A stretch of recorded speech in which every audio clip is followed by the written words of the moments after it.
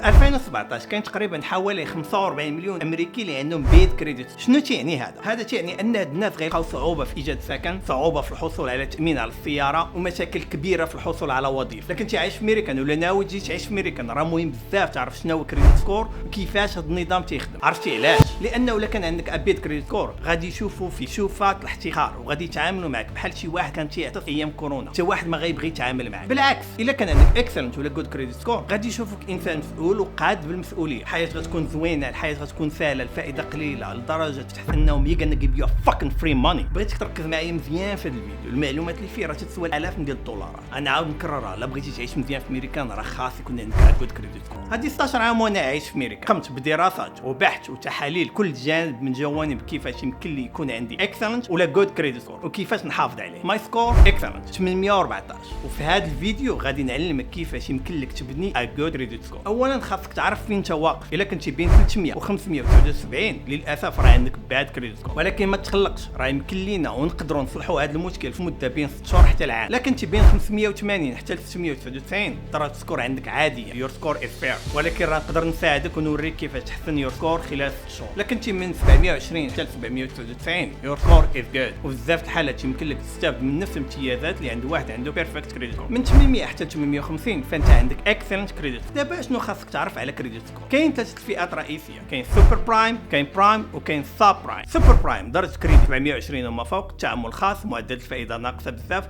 فرص انك ترفض قليله. برايم درجه الكريدي مزيانه ولكن اقل من سوبر برايم. ساب برايم درجه الكريدي جد منخفضه، تعامل اقل تفضيل، معدل الفائده مرتفعه بزاف، غتلقى مشاكل في الحياه حتى واحد ما غيبغي يتعامل معك. لكن من فائده السوبر برايم الحياه غتكون زوينه، الحياه غتكون سهله، يور كريديت سكور 720 ما فوق، تعامل مزيان، فرص الرفض قليله ولا منعدمه، تقدر تطلب كريدي كارد، تدفع طلب على شقه للكراء، طلب كريدي على دار ولا سياره، ما كاينش مشكل، فائده منخفضه بزاف. لكن في الساب برايم غادي تلقى بعض المشاكل في حياتك، مثلا غادي تحتاج اللي ضمنك في الكرا، ديبوزيت هاي، تقدر تلقى الرفض، ما غاديش يكريو ليك، وغتلقى بزاف المشاكل في الحياه، حتى واحد ما غيبغي يتعامل معاك، ما تلقاش كريدي كارد، ما تلقاش كريدي على سياره ولا على دار، التامين غادي يكون عالي. هذه هي الحقيقه باش نكون واقعي معك، وهذا الشيء علاش خاصك تعرف اهميه كريديت سكور. ولهذا السبب بغيتك نشوفك عندك افضل كريديت سكور ممكن، وبغيتي تكون افضل نسخه من راسك. دابا اجي نقول لك اشنو خاصك دير باش تحسن يور كريديت سكور وكيفاش تحافظ على هذه الميزه. اول حاجه خاصك تفهم الاساسيات وتعرف كيفاش تخدم هذا الشيء. يور كريديت سكور كيعطي فكره عليك شحال يمكن لك انك تحمل ديال الكريدي، شحال تقدر تخلص كل شهر، واش انت انسان مسؤول وقاد بالمسؤوليه. وهذا تعتمد على تقارير الائتمان اللي كتسلم النشاط والتاريخ المالي ديالك بناء على معلومات من المؤسسه الماليه بحال كريدي كارت والمقرضين. هذا النشاط المالي اللي عندك تيتجمع في تقارير وتستخدموا معادله باش ينشئوا يور كريديت سكور. وهذه المعادله تستند وتعتمد على 5 ديال العوامل الاساسيه. اولا يور بيمنت هيستوري واللي تيشمل 35% من يور سكور كريديت. ثاني حاجه هو اماونت اوف ديت اور يوتيلايزيشن، وهذا تيشمل 30% من يور كريديت سكور. ثالث حاجه هو يور كريديت هيستوري 15%. رابع حاجه كريديت ميكس 10 من يور كريديت سكور. واخر حاجه واخرها هي 5 نيو كريديت 10% من يور كريديت سكور. دابا خلينا نهضروا على كيفاش يمكن لينا نعزوا ونرفعوا من كريديت سكور ديالنا وكيفاش نخدموا هاد العوامل الخمسه لصالحنا. يور بيمنت هيستوري، وهذه اهم حاجه في الكريديت سكور لان عندنا 35% من المعادله وعندها تاثير كبير على السكور. باش تولي سوبر برايم وتحافظ على هذا الميزه خاصك تبني واحد السجل ديال الخلاص في الوقت. نفترضوا انك انت بغيتي تاخذ كريدي على سياره ولا دار، البنك غادي تبغي تعرف ان عندك واحد السجل ولا تاريخ ديال الخلاص في الوقت. يور بيمنت هيستوري فيه كريديت كارد، اوتو لونز، مورجاج لونز. يور بيمنت هيستوري يقدر يتاثر بالانشطه بحال الا تاخرتي في سداد الدين ولا الخلاص اللي عليك في الوقت. لا تاخرتي في الخلاص غادي تبقى في التقرير ديال الكريديت سكور ديالك لمده ديال 7 سنين، وهذا الشيء غادي ياثر على يور كريديت سكور ويقدر ينخفض بواحد الشكل كبير. لكن انت تتخلص كل شيء اللي عليك في الوقت يور كريديت سكور غادي يتحسن بزاف، ومن بعد 7 سنين يور لايت بيمنت غادي تحيد من التقرير ديال السكور ديالك. واهم حاجه اللي خاصك تعرف دابا بيمنت هيستوري غادي تكون اكسلنت الا خلصتي 100% من الكريدي اللي عليك في الوقت، وغادي تكون جود بين 98% حتى 99% الا خلصتي في الوقت، وافريج بين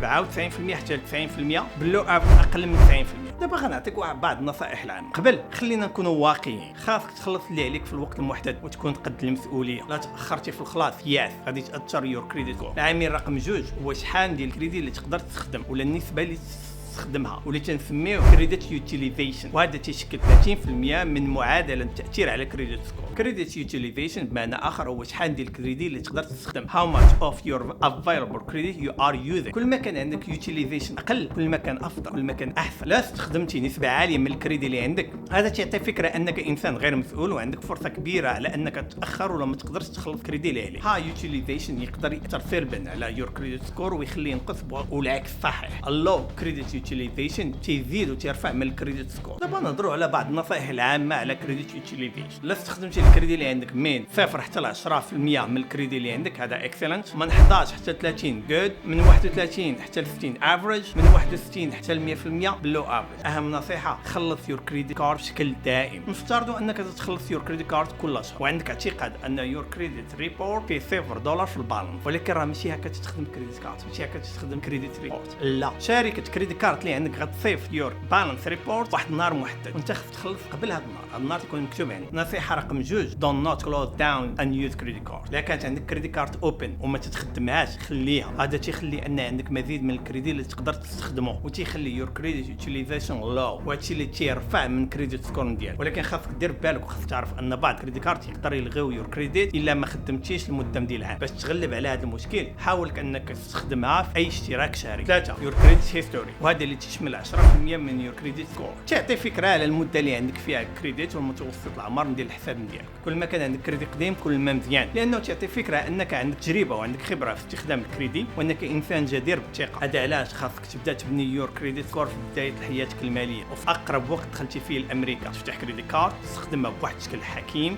تخلص اللي عليك في الوقت. هذا اللي يخليك انك تبني واحد جود كريديت سكور. الا كان عندك كريديت سكور اكثر من 7 سنين هذا اكسلنت، من 8 سنين حتى 24 عام اكسلنت، من 3 سنين حتى 7 سنين جود، من 0 عام حتى العامين افريج، اقل من عام بلو افريج. هادشي علاش خاصك تبدا تبني يور كريديت سكور في اقرب وقت تجي فيه الميريكان. رابعا كريديت ميكس، وهذا تيمثل 10% من الكريديت سكور. كل ما كان عندك انواع مختلفه من الكريديت كل ما مزيان، مثلا كريديت كارد، مورجيج لون، اوتو لونز وكريديت وحده اخرى. هذا اللي تيبين انك تقدر تتعامل مع انواع مختلفه من الكريديت وتقدر تخلصها بانتظام وفي الوقت. اذا كانت عندك غير كريديت كارد فكر باضافه انواع اخرى من الكريديت بحال اوتو لون، ولكن كون حذر ما تزيدش على راسك كريديت كبير من اللي ما تقدرش عليه. تكون عندك كريديات مختلفه ترفع من الكريديت سكور ديالك ب 10%. اخر عامل اللي نقدروا نحسنوا به يور كريديت سكور هو نيو كريديت، واللي تيشمل 10% من الكريديت سكور. فتح حسابات كريديات جداد يقدر ياثر على يور كريديت سكور. هذا علاش ما تفتحش حساب جديد الا كنتي ما محتاجش له، ولكن الا كنتي محتاج الكريدي حاول انك تفتح حسابات في وقت واحد باش ما يتاثرش بشكل كبير. الا كنتي تفتح حساب بشكل نادر هذا مزيان، ولكن الا كنتي تفتح بشكل متكرر هذا غيضر بالكريديت سكور اللي عندك. دابا بعد ما عرفتي كيفاش يخدم هذا النظام وكيفاش يمكن تحسن من يور كريديت سكور، غنقول لك شنو تقدر دير باش تطلب نسخه مجانيه من يور كريديت ريبورت. القانون الامريكي تيعطيك الحق انك تطلب نسخه مجانيه من يور كريديت سكور مره واحده في السنه من كل مكاتب الائتمان الرئيسيه ترانس يونايتد ايكوافاكس اند اكسبيرينس. تقدر تطلب تقرير عبر الانترنت ولا تقدر تطلبه عبر البريد. مراجعه تقرير كريديت بشكل دوري تساعدك تعرف فين انت واقف وتساعدك تكتشف اي خطا ممكن تصلحها. في اخر هذا الفيديو نبغي نقول لك تحسين كريديت سكور تيطلب صبر وجهد، ولكن النتيجه تتحقق بزاف ديال الامتيازات اللي غتسهل لك حياتك. يور كريديت سكور كيحسن الشخصيه الماليه ديالك، هذا علاش خاصك تحرص تكون في افضل حالاتها. وهاد الخطوات وهاد النصائح غتساعدك توصل للهدف ديالك وتحقق احلامك الماليه. تنتمنى التوفيق للجميع.